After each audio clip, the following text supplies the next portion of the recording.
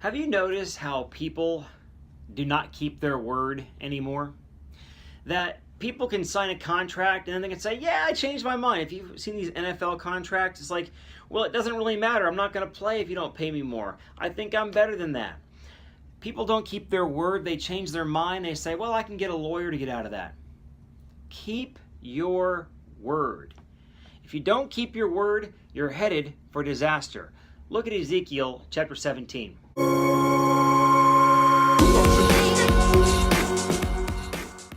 In Ezekiel chapter 17, you have a riddle. And a riddle is something that needs to be explained. And so he explains it. But he says in verse 2, he says, or verse 3, there's this great eagle. And he with great wings and great pinions, rich plumage of colors, he came to Lebanon. This represents Jerusalem. The eagle represents Nebuchadnezzar of Babylon. He took the top of a cedar tree. This represents Jehoiachin, the king. He broke off its uttermost part and young twigs and carried it into the land and set into the city of merchants. These young twigs would have been the princes, and they were broken off. Verse 5 says he took the seed of that tree, which would have been Zedekiah, his son. And he planted this seed in verse 6. It sprouted. It became a low-spreading vine. In verse 7, another eagle came with great wings and great plumage. And behold, this vine bent its roots toward him and shot forth its branches. So what happens is Nebuchadnezzar took the top of the tree and cast it aside. That was Jehoiachin. And then took Zedekiah, his son, and said, I'm going to give you an opportunity to be in this land and do good again.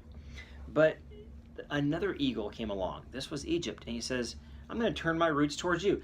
Well, who is this and how do we know what it is? Well, it says in verse 15, he's going to explain. He says, but he, Zedekiah, rebelled against him by sending his ambassadors to Egypt that they might give horses and a large army. And then God says, will he thrive? Can one escape who does such things? Can he break the covenant and yet escape? Well, I hope I don't have to tell you the answer and how this ends. It ended very badly. Him going to Egypt for help after he had already a contract with Babylon. I mean, yeah, Babylon put him into exile, but they had a covenant. They had a contract. What God is saying here is, look, even if in the world, if you don't keep your covenant in your contract and your word, you will not succeed. He asks a rhetorical question. Will he thrive? Is that going to work? Of course not. It's never going to work. It doesn't work in God's economy. It doesn't work in the world's economy. You and I need to be people who keep our word. Our word should be as good as gold.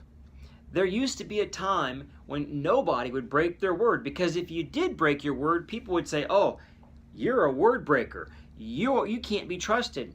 But now we live in a world where everybody does. Everybody breaks their contracts. Everybody breaks their word. And it doesn't seem like anyone even cares. It's the exception when someone keeps their word. But not among the household of faith. We have got to be people who, because we know Jesus Christ, let our yes be yes and our no be no. Think about your life right now. Is there an area of your life where you're not keeping your word? Because if there is, you need to go back and keep that. And then the answer to that question will be different. Can you thrive? And the answer, absolutely yes.